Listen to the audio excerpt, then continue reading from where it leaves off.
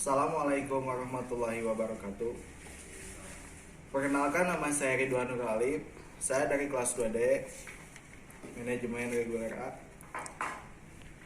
Mata kuliah pengantar manajemen. Di sini saya mau menjelaskan atau mempresentasikan tentang materi pengorganisasian. Pengorganisasian adalah langkah untuk menetapkan, menggolongkan dan mengatur berbagai macam kegiatan, menetapkan tugas-tugas pokok wewenang, dan pendelegasian wewenang oleh pimpinan kepada staf dalam rangka mencapai tujuan organisasi. Jadi definisi pengorganisasian itu adalah sebagai penentu, pengelompokan, dan pengaturan berbagai macam aktivitas yang diperlukan untuk mencapai suatu tujuan. Selain pengertiannya, pengorganisasian memiliki 4 pilar, yaitu yang pertama, pembagian kerja. Pembagian kerja ini merupakan upaya diri untuk menyederhanakan keseluruhan kegiatan dan pekerjaan yang mungkin saja bersifat kompleks menjadi lebih sederhana dan spesifik. Kemudian yang kedua, yaitu pengelompokan pekerjaan, di mana pekerjaan-pekerjaan tersebut dikelompokkan berdasarkan kriteria tertentu yang sejenis. Kemudian yang ketiga, penentuan relasi antar bagian dalam organisasi.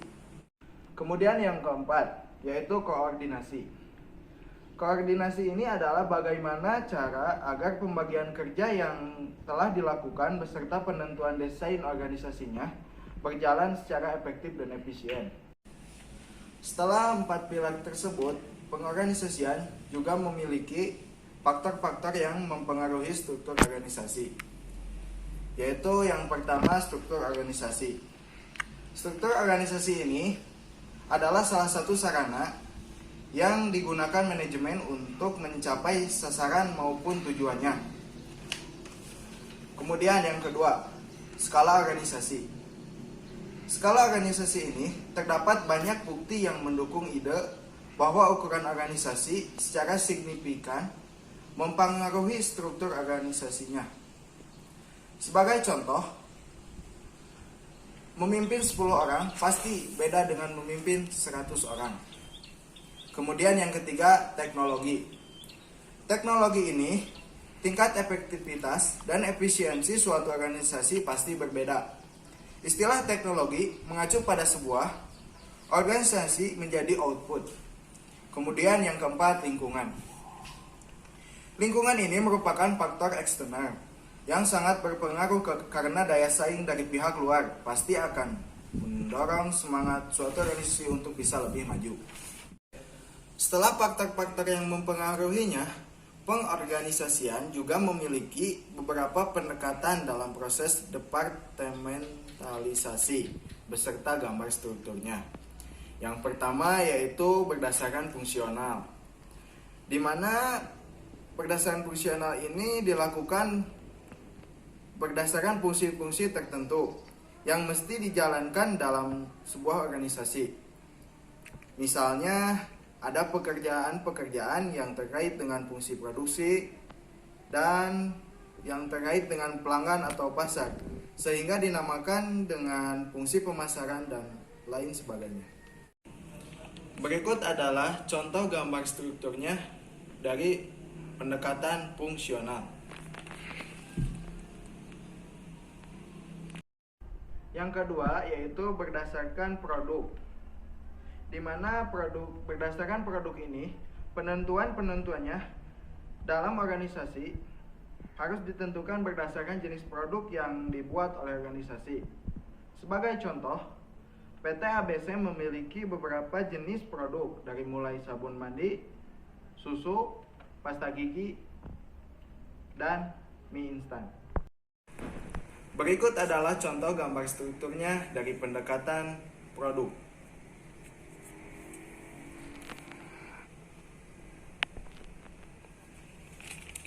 Dan ini yang kedua.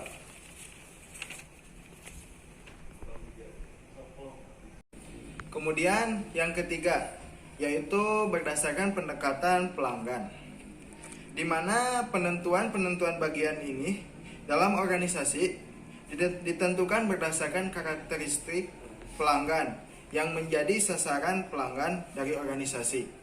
Sebagai contoh, jika produk sabun mandi dari PT ABC di atas ternyata tidak hanya satu, tetapi ada sabun mandi untuk bayi, anak, remaja, dan dewasa. Berikut adalah contoh gambar strukturnya dari berdasarkan pendekatan pelanggan.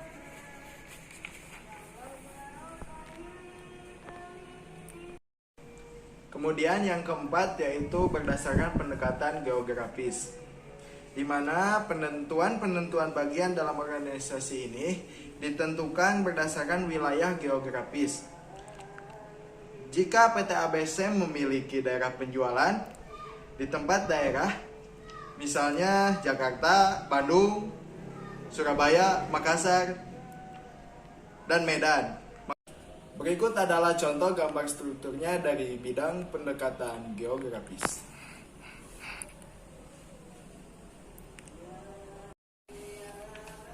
Kemudian yang kelima yaitu pendekatan berdasarkan matriks, di mana proses departementalisasi yang menggabungkan antara pendekatan fungsional dengan pendekatan lainnya.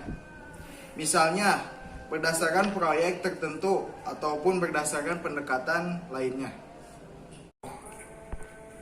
Berikut adalah contoh gambar strukturnya dari bidang matriks.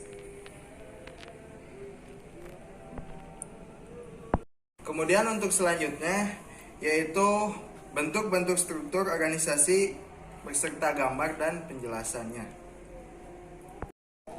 Yang pertama yaitu struktur organisasi fungsional, di mana merupakan struktur organisasi yang paling umum digunakan oleh suatu organisasi.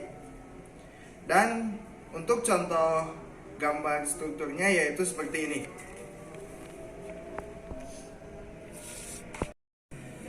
Kemudian yang kedua yaitu struktur organisasi divisional, di mana struktur organisasi divisional ini adalah suatu struktur organisasi yang dikelompokkan berdasarkan kesamaan produk, layanan, pasar, dan letak geografis. Dan untuk contoh gambar strukturnya yaitu seperti ini.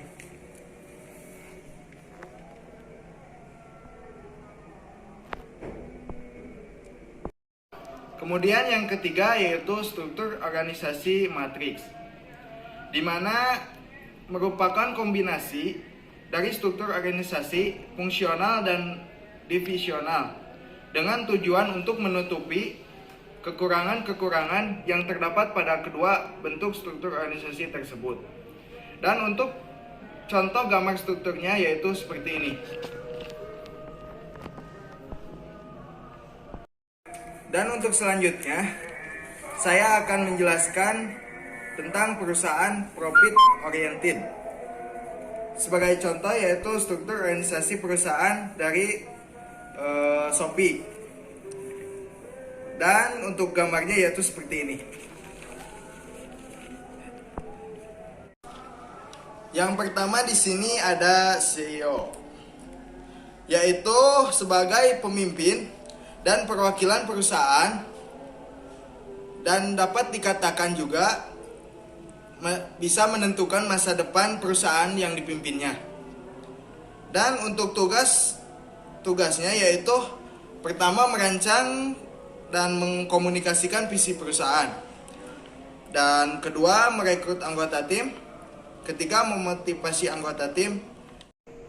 Kemudian untuk yang kedua yaitu CTO.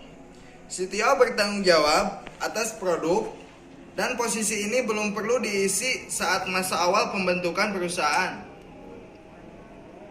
Dan untuk tanggung jawab CTO ini dan tugasnya yaitu pertama menyatukan dan mengembangkan produk, dan kedua memahami dan mengadopsi perkembangan teknologi.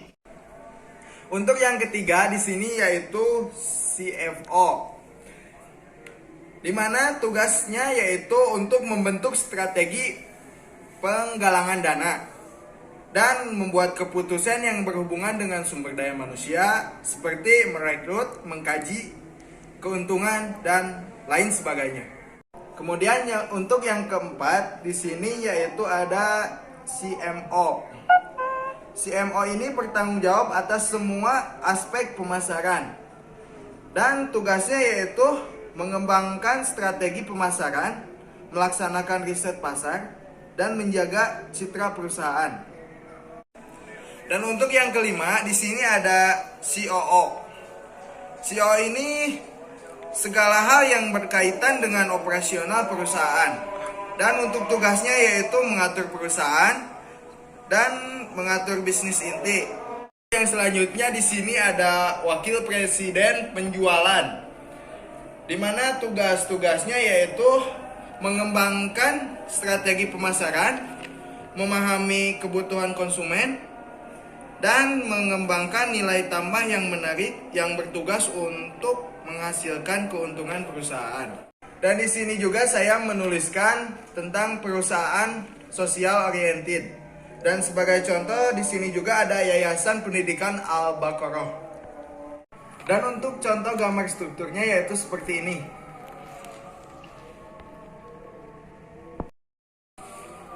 Dan untuk tugas-tugasnya dan fungsinya yaitu di sini saya menjelaskan. Satu, ada Dewan Penasehat, di mana Dewan Penasehat ini menjaga dan memastikan pelaksanaan kerja dan kegiatan yayasan sesuai dengan visi misi, dan juga mengkoordinasikan program kerja yayasan. Kemudian yang kedua yaitu ada Ketua Umum, di mana Ketua Umum ini menjalankan visi misi sesuai dengan yayasan dan anggaran dasar, dan juga mengatur pengelolaan, pemeliharaan, dan inventaris barang milik yayasan. Dan untuk yang ketiga di sini juga ada sekretaris, yaitu untuk mengatur dan memastikan pengorganisasian administrasi yayasan dan juga bertanggung jawab atas terselenggaranya kegiatan. Kemudian yang keempat yaitu bendahara, di mana bendahara ini bertanggung jawab atas pengelolaan keuangan yayasan dan juga menyusun dan mengatur anggaran dengan mengkoordinasikan kepada Ketua Umum. Kemudian untuk selanjutnya yaitu pendidikan, di mana pendidikan ini mendampingi dan membantu Ketua Yayasan dalam melaksanakan tugas-tugas yayasan yang sesuai, dan untuk menggantikannya atau mewakili Ketua Umum jika berhalangan.